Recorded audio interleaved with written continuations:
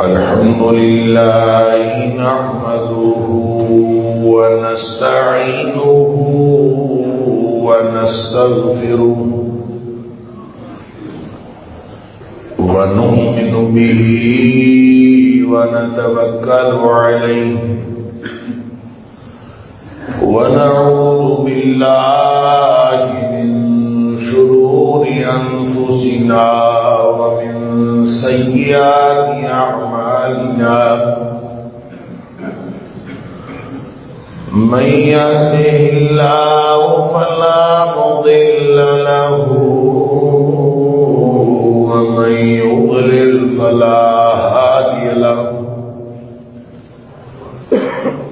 وأشهد أن لا إله إلا الله وحده لا شريك له وأشهد أن محمدا عبده ورسوله صلى الله عليه وسلم أرسله بالحق بشيرا ونذيرا بين يدي الساعة فمن يطع الله ورسوله فقد رشد واهتدى ومن يعص الله ورسوله فقد ضل وغوى فإنه لا يضر إلا نفسه ولا يضر الله شيئا نسأل الله ربنا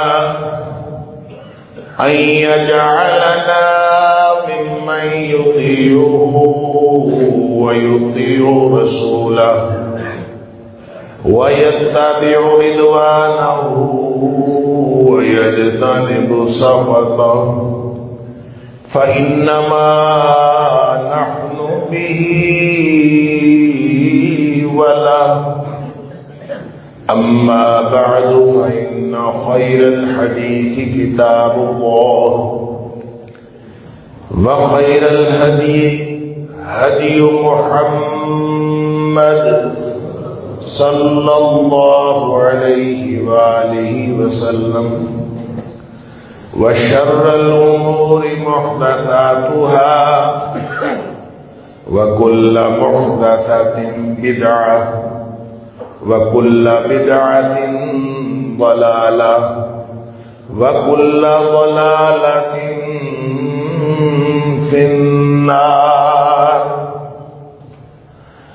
فأعوذ بالله السميع العليم من الشيطان الرجيم من همزه ونفخه ونفثه بسم الله الرحمن الرحيم ولا تقف ما ليس لك به علم إن السمع والبصر والفؤاد إن السمع والبصر والفؤاد كل أولئك كان عنه مسؤولا اور جس چیز کا تمہیں علم نہ ہو اس کے پیچھے مت پڑو بے شک سماعتیں بصارتیں اور دل ہر چیز کے بارے میں پوچھا جائے گا صدق اللہ العظیم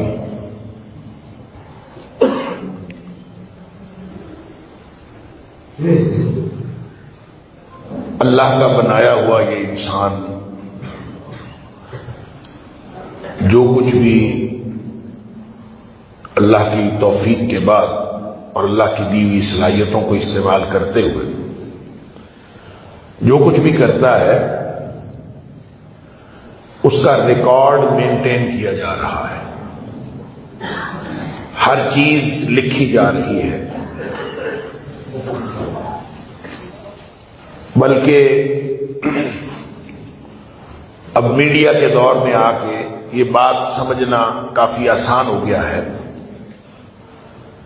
کہ شاید جس کو لکھا جانا کہا گیا وہ ہر چیز ریکارڈ کی جا رہی ہے، اور قیامت والے دن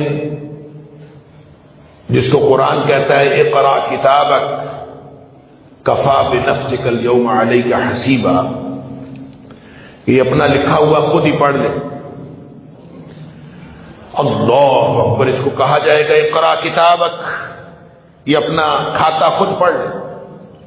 کفا بنفسک اليوم علیک حسیبا، آج تیرا حساب کرنے کے لیے یہ تیرا لکھا ہوا، اپنا لکھا ہوا ہی کافی ہے۔ تو لگتا یوں ہے جہاں ظاہر ہے کسی اور نے لکھا ہو، عمل میرا ہو، لکھا کسی اور نے ہو، تو اس میں انکار کی گنجائش ہوتی ہے، بہانہ بنانے کی گنجائش ہوتی ہے۔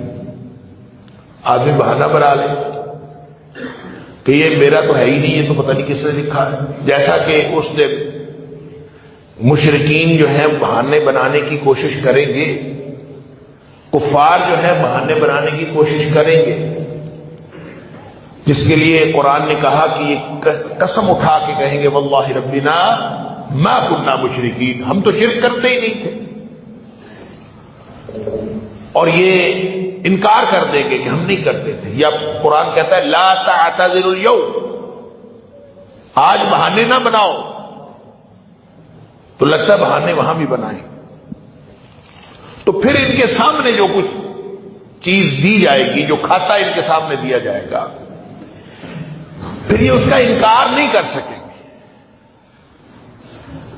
مثلا ان کے ہاتھ بولنا شروع ہو جائیں گے، اليوم نختم علی افواہہم وتکلمنا ایدیہم وتشہد ارجلہم بما کانوا یکسبون۔ اللہ تعالیٰ فرماتا ہے کہ اس دن جو ہے وہ ہم منہ سیل کر دیں گے، زبانیں سیل ہو جائیں گی، ان کے ہاتھ بولیں گے اور ان کے پاؤں گواہی دیں گے، گویا ان کا جسم گواہی دے گا کہ یہ کیا کرتے رہے۔ اللہ اکبر۔ تو حدیث میں آتا ہے کہ نبی اکرم صلی اللہ علیہ وسلم نے فرمایا، بلکہ صحابی کہتا ہے کہ نبی پاک صلی اللہ علیہ وسلم ایک دن مسکرائے، تو ہم نے پوچھا اللہ کے رسول صلی اللہ علیہ وسلم یہ مسکرانا کسی وجہ سے ہوگا؟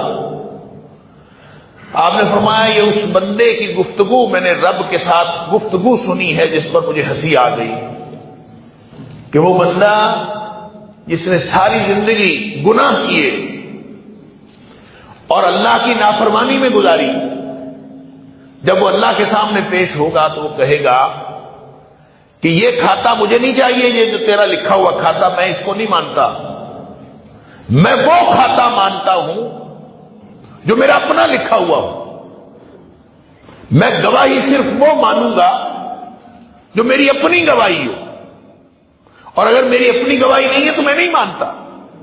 یعنی اللہ کے سامنے دھڑلے کے ساتھ جیسے دنیا میں وہ کرتا تھا، تو اللہ کے سامنے وہ یہ کہے گا کہ میں نہیں مانتا۔ مسلم شریف کی حدیث، تو میں تو وہ گواہی مانوں گا جو میری اپنی ہو، اور جب وہ یہ کہہ رہا ہوگا تو اس کا خیال ہوگا کہ شاید میری گواہی تو میں نے دینی ہے نا، تو میں اپنی مرضی سے دے لوں گا۔ اس پر پھر اس کے ہاتھ بولنے شروع ہو جائیں گے، اس کا منہ سیل ہو جائے گا، اس کے ہاتھ بولیں گے، اس کا جسم گواہی دے گا، اس کے سارے جو صلاحیتیں ہیں وہ ساری گواہی دینا شروع ہو جائیں گی، اس کے کان گواہی دے، تو پریشان ہو جائے گا، پھر یہ سنے گا تو حیران ہو جائے گا، اور پھر بد دعائیں دے گا اپنے جسم کو، اور کہے گا تمہارے لیے میں ساری زندگی، تمہاری حفاظت کے لیے ساری زندگی میں یہ کچھ کرتا رہا، تمہاری لذت کے لیے سب کچھ کرتا رہا، اور آج جو تم نے میرے خلاف گواہی دی ہے۔ نبی کریم صلی اللہ علیہ وسلم فرماتے ہیں اس شخص کی رب کے ساتھ گفتگو سن کے مجھے ہنسی آ گئی کہ وہ خود کہتا تھا کہ میری اپنی گواہی چلے گی، اور جب اپنا جسم بولنے لگا تو پھر وہ اپنے جسم کے اوپر جو ہے گالیاں بکنے لگا۔ اللہ اکبر۔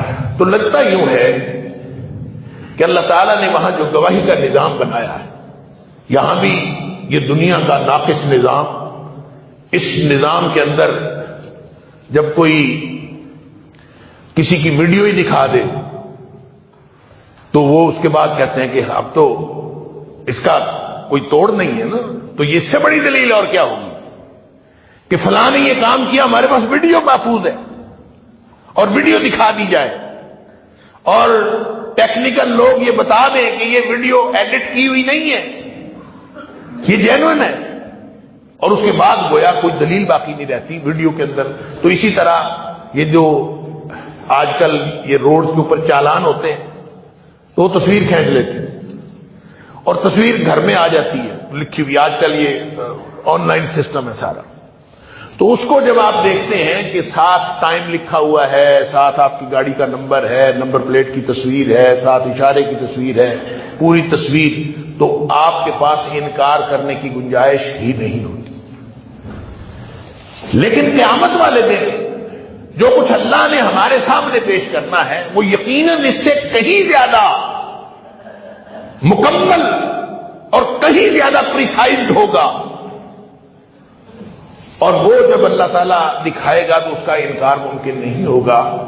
البتہ یہ جو ان السمع والبصر والفؤاد، کہ تمہارے کانوں سے بھی پوچھا جائے گا، تمہاری آنکھوں سے بھی پوچھا جائے گا، تمہارے دل سے بھی پوچھا جائے گا، یعنی دل کے بارے میں بھی سوال ہوگا۔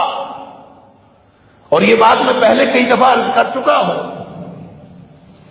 کہ دل جو ہے اس کے اندر جو سوچیں آتی ہیں، غیر ارادی طور پر سوچیں آتی ہیں اور انسان ان کو جھٹک دیتا ہے، وہ جتنی مرضی بری سوچ ہو، غیر ارادی طور پر آئی، انسان نے جھٹک دی، اس کے اوپر کوئی کسی بھی طرح کی کوئی سزا نہیں، کیونکہ نبی اکرم صلی اللہ علیہ وسلم سے پوچھا گیا کہ اللہ کے رسول صلی اللہ علیہ وسلم جو ہمارے دلوں میں خیال آتا ہے کیا اس کے اوپر بھی ہماری گرفت ہوگی، ہمارا مواخذہ ہوگا؟ آپ نے فرمایا نہیں۔ اس وقت تک مواخذہ نہیں ہوتا جب تک زبان سے بات نکالی نہ جائے یا پھر اس پر عمل نہ کیا جائے۔ اگر عمل نہیں کیا یا زبان سے بات نہیں نکالی تو پھر اس کے اوپر کوئی مواخذہ نہیں۔ لیکن حقیقت بات یہ ہے کہ جب انسان ارادے کے ساتھ کسی چیز کو سوچتا ہے تو وہ ارادے کے ساتھ سوچی ہوئی بات اور غیر ارادی طور پر آئی ہوئی سوچ، ان دونوں میں فرق ہے۔ جو غیر ارادی طور پر آتی ہے وہ معاف ہے، اس میں کوئی مواخذہ نہیں ہے۔ اگر ارادتاً انسان سوچتا، دل کو بھرا ہوا ہے سوچوں سے، دل دماغ سوچوں سے بھرا ہوا ہے اور انسان ہر وقت ان سوچوں کو پالتا ہے، اس سے لطف اٹھاتا ہے ارادی طور پر، لہذا ان میں فرق ہے ارادے کا۔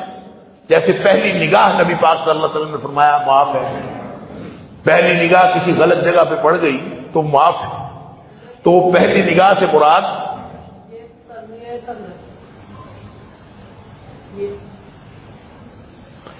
پہلی نگاہ سے مراد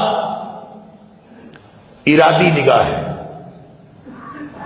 اگر غیر ارادی طور پر پہلی نگاہ جو معاف ہے وہ غیر ارادی ہے، اور غیر ارادی طور پر اگر نگاہ پڑی تو آپ نے پیچھے ہٹا لی، وہ معاف ہے، اس میں کوئی مواخذہ نہیں۔ اگر ارادی طور پر کی تو وہ چاہے پہلی نگاہ ہو وہ معاف کوئی نہیں۔ اسی طرح دل کی سوچیں اگر ارادی طور پر سوچی ہیں تو وہ کوئی نہیں معاف۔ وَإِن تُبْدُوا مَا فِي أَنفُسِكُمْ أَوْ تُخْفُوهُ يُحَاسِبْكُم بِهِ اللَّهُ،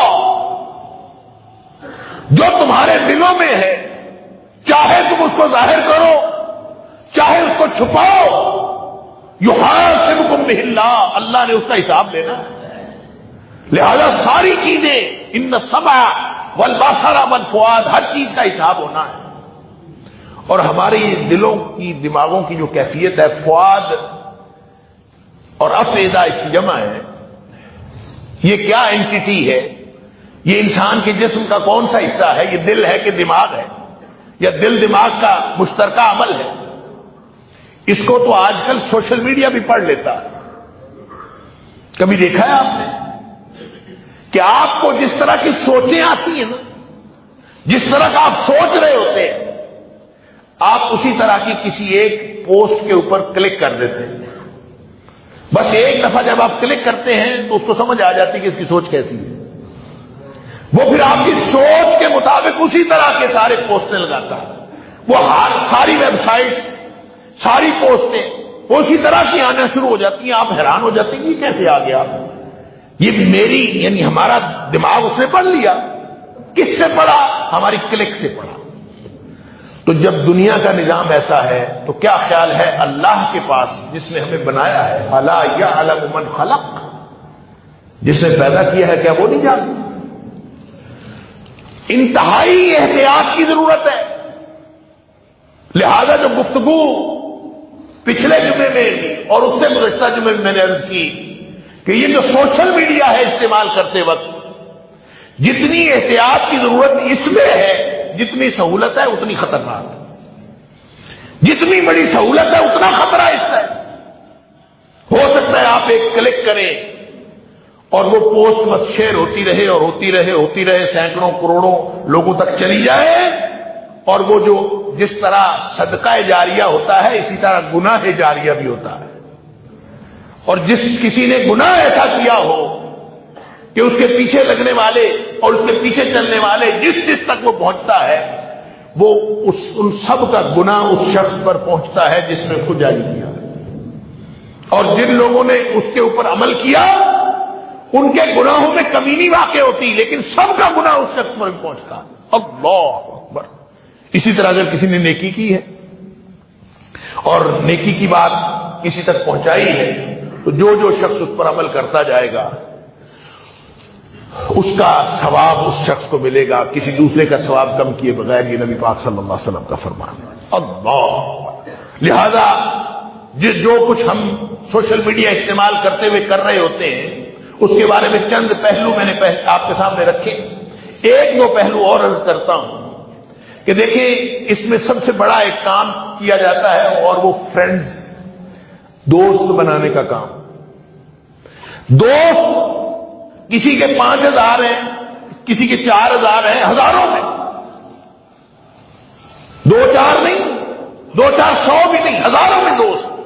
فرینڈز، وہ فرینڈز ریکویسٹ آتی ہے، پھر فرینڈ اس کو قبول کی جاتی ہے، پھر وہ فرینڈ بن جاتا ہے. وہ کون ہے وہ کون نہیں ہے کچھ نہیں پتا، وہ محرم ہے وہ غیر محرم ہے یہ تو اگلی بات.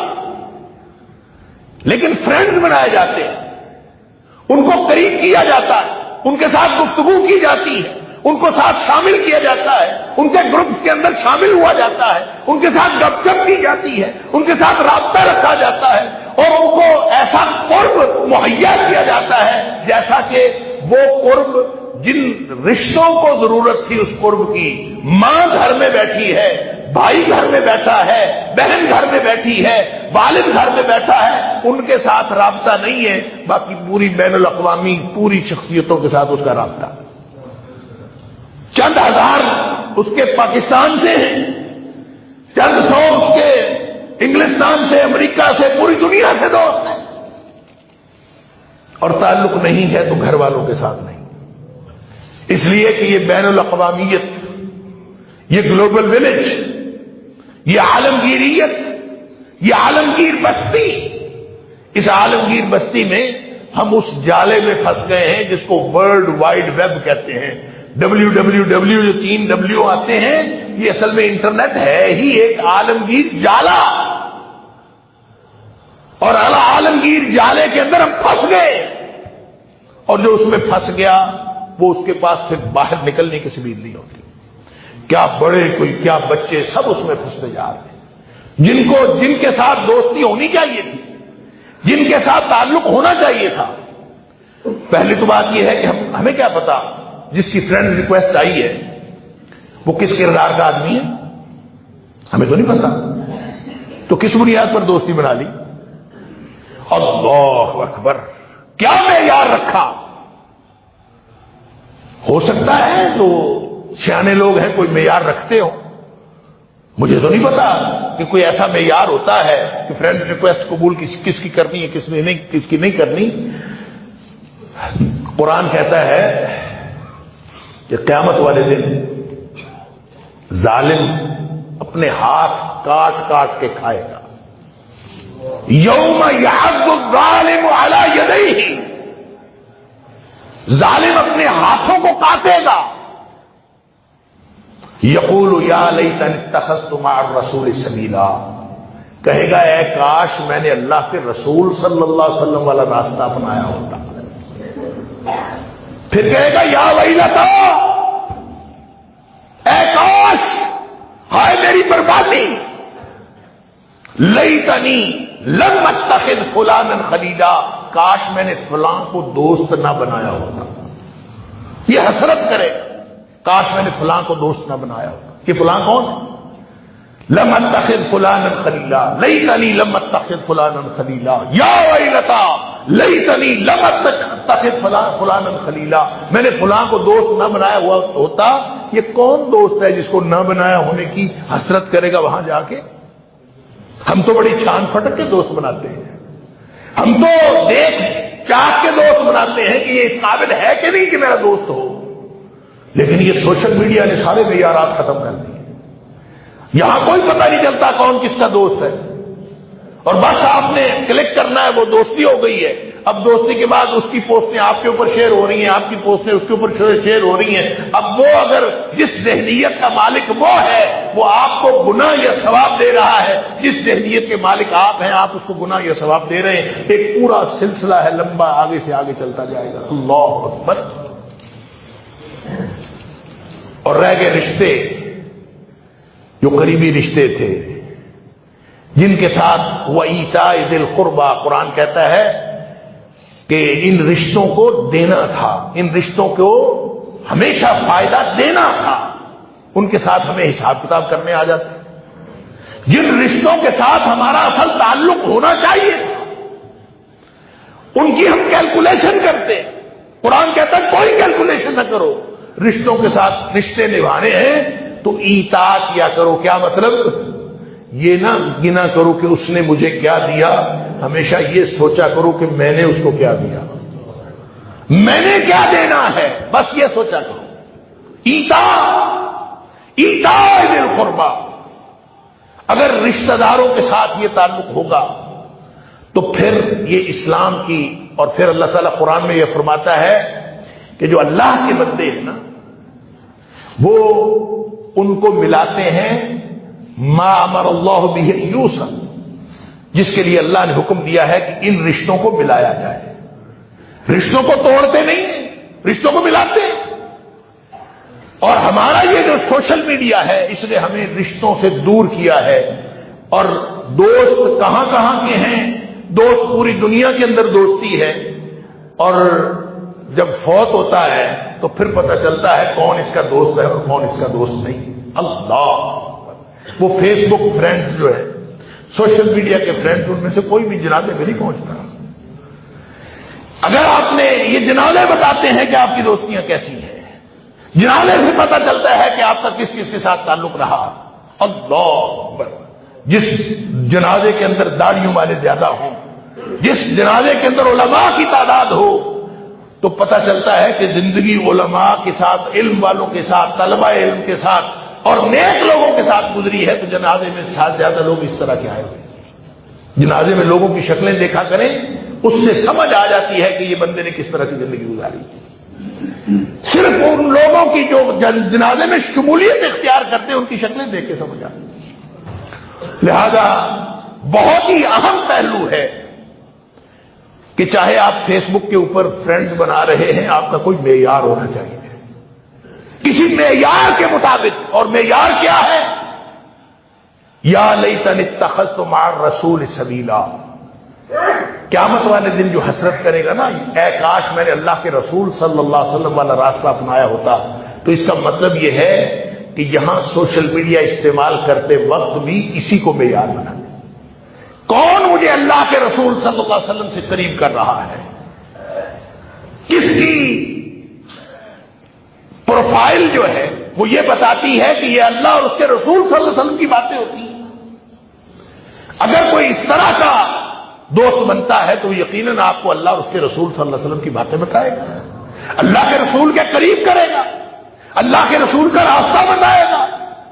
اگر آپ نے یہ معیار بنایا ہے تو انشاءاللہ پھر آپ اس آزمائش میں بھی کامیاب ہو جائیں گے۔ اللہ اکبر۔ اور پھر جو میں نے پچھلے جمعے میں بھی عرض کیا کہ جب اس کا کوئی مقصد نہیں ہوتا، بغیر مقصد کے صرف ایسے بیٹھے سکرول کرتے جانا، آگے سے آگے اس دیکھتا جانا کیا آیا ہے، بس یہ دیکھتے جانا کیا آیا ہے، وہ چند منٹ ضائع نہیں کرتا، وہ گھنٹوں ضائع کرتا، گھنٹوں انسان بیٹھا رہتا اسی پہ میں ذرا دیکھ لوں کیا ہے، بس ایک دفعہ دیکھنے کے لیے پھنسا تو بس اس سے آگے سے آگے، آگے سے آگے، وہ جو جالا ہے اس جالے میں ورلڈ وائڈ ویب ہے، ایک ویڈیو آپ دیکھیں گے اس سے آگے اگلی خود بخود آ جائے گی، اگلی دیکھیں گے تیسری خود بخود آ جائے گی، بس کام چل پڑا، انہوں نے بنایا ہی ایسا ہے، یہ ایسا شیطانی چرخا ہے، بیٹھے جائیں دیکھتے جائیں، ساری زندگی دیکھتے جائیں، اللہ اکبر، کئی گھنٹے بیٹھے رہے۔ اتنا وقت شاید کسی اور چیز پہ ضائع نہیں ہوتا جتنا اس کے اوپر ضائع ہوتا ہے۔ اور میں نے امام ابن قیم کا قول آپ کے سامنے رکھا تھا کہ جو کہتے ہیں کہ جو وقت کا ضیاع ہے نا وہ موت سے بھی زیادہ شدید ہے، موت سے زیادہ سنگین ہے، اس لیے کہ موت منقطع کرتی ہے دنیا والوں سے، اور وقت کا ضیاع یہ منقطع کرتا ہے اللہ سے اور آخرت سے۔ اس لیے وقت ضائع ہونا، موت سے آدمی مر جائے تو کم نقصان ہوتا ہے، کم سنگینی ہے اس بات کی، اس لیے کہ اس کے نتیجے میں تو انسان دنیا والوں سے اور دنیا سے کٹ گیا نا، وہ چھوٹا نقصان ہے، اور جب اللہ سے اور آخرت سے انسان کٹ جائے تو یہ بڑا نقصان ہے، اس لیے وقت کا ضیاع موت سے بھی زیادہ سنگین ہے۔ اللہ، جبکہ اللہ والوں کی خوبی اللہ تعالیٰ نے قرآن میں فرمائی ہے کہ وہ وَهُمْ عَنِ اللَّغْوِ مُعْرِضُونَ، فضول باتوں سے اعراض کرتے ہیں۔ اللہ والے بندے وہ ہوتے ہیں، کامیاب لوگ وہ ہوتے ہیں، وَهُمْ عَنِ اللَّغْوِ مُعْرِضُونَ، جہاں لغو بات ہوتی ہے، فضول بات ہوتی ہے، جس کا تعلق نہ علم کے ساتھ، نہ عمل کے ساتھ، نہ عقیدے کے ساتھ، ایسے اس کے اندر پڑا رہنا، ایسی فضول بات سے اللہ والے ہمیشہ اعراض کرتے ہیں، وہ اس کے اندر نہیں پڑتے۔ وَإِذَا مَرُّوا بِاللَّغْوِ مَرُّوا كِرَامًا، سورہ فرقان کے اندر فرمایا، جب کبھی وہ گزرتے ہیں کسی لغو بات سے تو وہ مروا کرامہ، وہ اس سے انتہائی شرافت کے ساتھ آگے گزر جاتے ہیں۔ یعنی آپ اگر سکرول کر رہے ہیں تو کوئی لغو بات سامنے آ گئی ہے تو اس کو دیکھے بغیر شرافت کے ساتھ آگے بڑھ جانا، یہ تنہائی کی بات ہے، یہ اکیلے پن کی بات ہے، اکیلے زندگی گزارنے کی بات ہے، تنہائی میں بیٹھ کے آپ اور آپ کا اللہ، اس کے علاوہ شاید کوئی گواہ نہ ہو، اس لیے کہ اس کی ہسٹری بھی ڈیلیٹ ہو جاتی ہے، آپ یہاں سے ساری ہسٹری ڈیلیٹ کر دیں، اور آپ کی نے جو ویب سائٹ دیکھی ہیں وہ ڈیلیٹ کر دیں، جو کچھ دیکھا ہے وہ ڈیلیٹ کر دیں، سب کچھ ڈیلیٹ کر دیں، اللہ کے ہاں سارا جمع ہو گیا ہے، وہاں سے ڈیلیٹ نہیں کر سکتے، وہاں سارا ریکارڈ جمع ہو گیا۔ اور ان السمع والبصر والفؤاد كل اولئک کان عنہ مسؤولا، اللہ اکبر۔ اور پھر جو لوگ فضول وقت نہیں بھی ضائع کرتے، وہ نبی اکرم صلی اللہ علیہ وسلم نے فرمایا من حسن اسلام المرء ترکہ ما لا یعنی، کسی کے اسلام کی خوبی یہ ہوتی ہے، آدمی کے اسلام کی خوبی یہ ہوتی ہے کہ ہر وہ چیز جس کے ساتھ تعلق نہیں ہے، جو فضول ہے، اس کو وہ چھوڑ دے، ہر فضول بات کو چھوڑ دینا، یہ اسلام کی خوبی ہے۔ تو کیا ہم جب سوشل میڈیا یوز کرتے ہیں تو کیا ہم ہر فضول بات سے آگے نکل جاتے ہیں؟ مرو کرامہ کر سکتے ہیں؟ کیا ہم نے کبھی ایسا کیا ہے؟ کیا ایسا ممکن ہوتا ہے؟ اس کے اندر اٹریکشن ہی ایسی شیطان نے رکھی ہے، کیا چھوٹے کیا بڑے، کیا دیندار کیا بے دین، سب اس کے اندر، جو استعمال نہیں کرتا وہ تو بچا ہوا ہے، اور جو استعمال کرتا ہے اور پھر وہ کہے کہ میں بچ گیا ہوں، تو اس کے اوپر کوئی اللہ کی خاص رحمت ہوگی جو بچ گیا ہوگا۔ اللہ اکبر، یہ اللہ کی رحمت کے بغیر ممکن نہیں۔ یعنی آگے سے آگے انسان فضول کاموں میں پھنستا چلا جاتا ہے. نبی اکرم صلی اللہ علیہ وسلم فرماتے ہیں اگر کسی کے اسلام کی خوبی ہے تو وہ ترکہ ما لا یعنی، جو فضول باتیں ہیں ان کو ترک کر دینا، یہ اسلام کی خوبی ہے. اور اگر کوئی نہیں ترک کرتا تو اس کا مطلب ہے اس کے اسلام کے اندر کوئی خوبی نہیں. پھر ہم ایک اور پہلو یہ ہے کہ ہم کہتے ہیں کہ اس سے علم حاصل ہوتا ہے، اور وہ جو علم حاصل ہوتا ہے اللہ تعالیٰ معاف فرمائے، یہ جو علم سوشل میڈیا سے حاصل ہوتا ہے، مجھے انقباض ہے، ریزرویشن ہے کہ میں کتنے % کہوں کہ اس میں جھوٹ ہوتا ہے. جھوٹ ہوتا ہے، اور عام طور پہ جھوٹ ہی ہوتا ہے. ہر بندہ ایک جانبداری کے ساتھ بولے گا، چاہے مین سٹریم الیکٹرانک میڈیا ہے، چاہے یہ ہے، اس کے اندر جو خبریں آ رہی ہیں وہ خبریں بھی جھوٹی، اس کے اوپر جو دین بتایا جا رہا ہے اس کے اندر بھی عام طور پہ جھوٹ شامل کیا ہوتا ہے. نیچے حوالہ دیا ہوگا، ایسے کوئی بات بنا کے مسلم شریف کا حوالہ دیا ہوگا، بخاری شریف کا حوالہ دیا ہوگا، ترمذی شریف کا حوالہ دیا ہوگا، حالانکہ وہ سرے سے حدیث ہی نہیں ہوگی. اور دیکھنے والا سمجھتا ہے کہ دیکھیں حدیث ہے جی، بڑی بات حدیث ہے. اب اس کے پاس نہ تو خود حدیث پڑھا ہوا، نہ اس کو خود حدیث کو جانچنے کا معلوم ہوتا ہے. بس وہ کہتا ہے کہ مسلم شریف کا حوالہ، چلو جی بس ٹھیک، آگے شیئر کر دی. وہ جھوٹ آگے سے آگے جو نبی کریم صلی اللہ علیہ وسلم نے بات فرمائی نہیں، آپ آگے سے آگے شیئر کرتے جاتے ہیں کہ جیسے نبی کریم صلی اللہ علیہ وسلم کا فرمان ہے. تو جھوٹ نہیں ہے.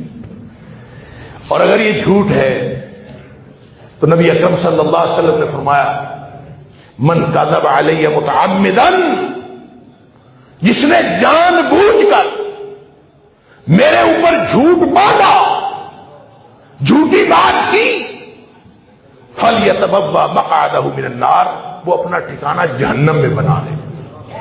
اتنی خوفناک بات ہے. اور ہم ہیں کہ وہ آج کل سارے علماء، نئے علماء جو اٹھ رہے ہیں، بچے چھوٹے چھوٹے جن کو گوگل استعمال کرنے کا بڑا فن ہے، جن کو سوشل میڈیا استعمال کرنے کا بڑا فن ہے، وہ سارا علم اسی سے لے رہے ہیں.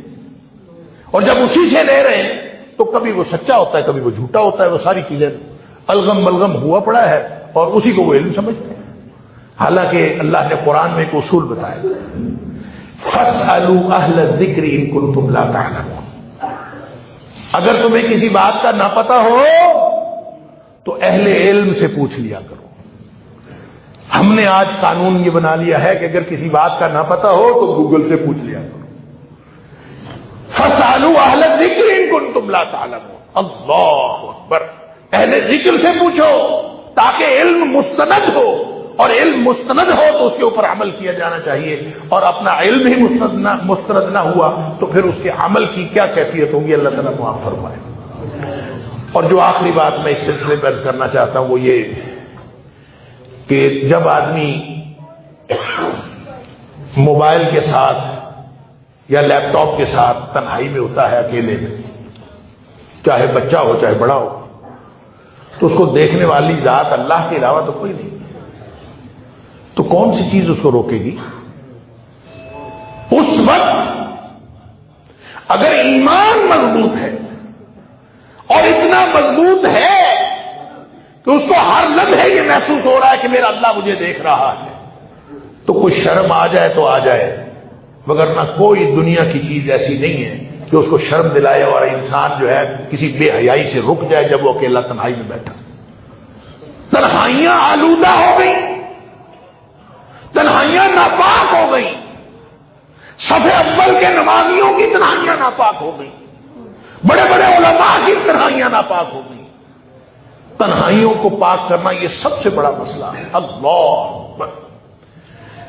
نبی اکرم صلی اللہ علیہ وسلم کا یہ فرمان آپ نے پہلے بھی سنا ہوا ہے، یہ حدیث سن لیجئے پھر بات مکمل کرتے ہیں.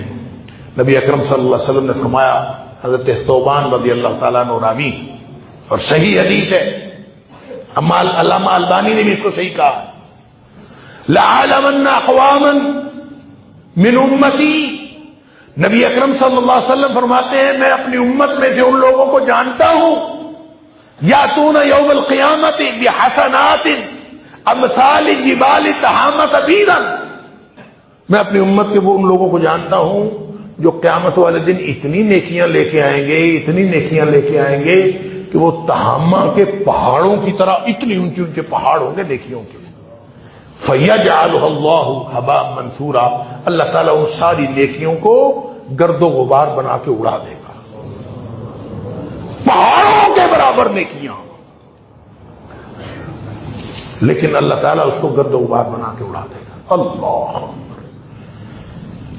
حضرت ثوبان ڈر گئے، اللہ کے رسول صلی اللہ علیہ وسلم سے ہم لگا، ان کی خصوصیت بتائیے، ان کے بارے میں وجلہم لنا، اور واضح کر کے بتائیے وہ کون ہیں، اللہ نکون منہم ونحن لا نعلم، ہمیں بتائیے تاکہ ہم ان میں سے نہ ہوں، کیونکہ ہم نہیں جانتے کہ وہ کون ہیں، ان کے بارے میں بتائیے۔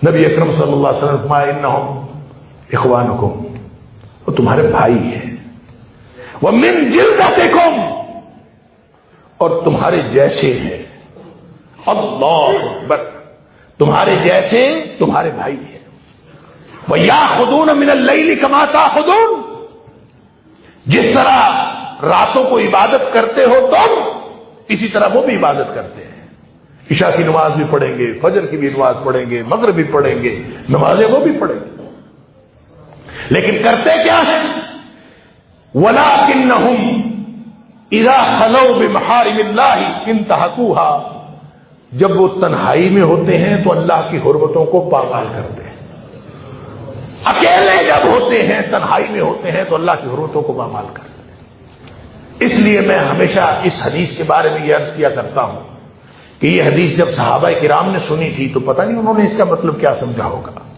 اس دور میں ایک آدمی تنہا ہو، اندر سے کنڈی لگائی ہوئی ہو، اپنے کمرے میں اکیلا بیٹھا ہو، صحابہ کے دور میں اس نے کیا حرمت پامال کر لینی تھی؟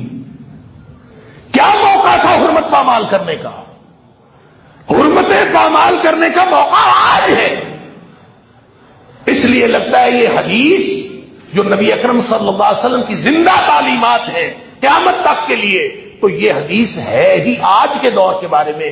آج اکیلا کوئی شخص بیٹھا ہو، بس اس کے پاس لیپ ٹاپ ہو یا اس کا ایک موبائل فون اس کے پاس ہو، دنیا ساری کے ساتھ رابطہ ہے، ہر طرح کی چیز اس کے سامنے ہے، وہ چاہے تو اللہ کی حرمتوں کو پامال کرے اور چاہے تو اپنی حیا اور شرم باقی رکھ لے، یہ اس کے اوپر ہے۔ حرمتیں پامال کرنا تنہائی کے اندر اور تنہائی کو ناپاک کرنا، جتنا موقع اس کا آج ہے شاید کبھی نہیں تھا۔ اللہ تعالیٰ مجھے اور آپ کو، ہم سب کو اپنا خوف عطا فرمائے۔ جرم سے صرف اللہ کا خوف روکتا ہے اور کوئی چیز نہیں روکتی۔ البتہ یہ کیا جانا چاہیے، عملی طور پر میں اور آپ ہم سب کر سکتے ہیں کہ کوشش کریں کہ تنہائی میں موبائل استعمال ہی نہ کریں۔ کمپیوٹر استعمال کرنا ہے تو وہ بھی کوشش کریں کہ ایسی جگہ پہ رکھیں جہاں اور لوگ بھی دیکھ رہے ہوں، اور موبائل بھی جب استعمال کرنا ہے دوسروں کے سامنے بیٹھ کے استعمال کریں، اور جب اپنے کمرے میں جائیں موبائل باہر رکھ دیں تاکہ کبھی ایسا موقع ہی نہ آئے۔ اپنے آپ کو کیوں آزمائش میں ڈالتے ہیں؟ لاؤنج میں بیٹھ کے لوگوں کے سامنے، بھائیوں کے سامنے، بہنوں کے سامنے، کسی کے سامنے بیٹھ کے آپ استعمال کریں گے تو انشاءاللہ بے حیائی سے بچے رہیں گے۔ اسی طرح جب بچوں کو استعمال کرنے کے لیے آپ دیتے ہیں، ان کے اوپر بھی یہی پابندی لگائیں کہ وہ آپ کے سامنے استعمال کریں، اور جب وہ اکیلے جائیں تو موبائل باہر رکھ کے اپنے کمرے میں چلیں۔ اگر اس طرح کی اپنے اوپر پابندیاں لگا لیں تو شاید ہم اس فتنے سے بچ جائیں، وگرنہ حالات بہت خراب ہیں۔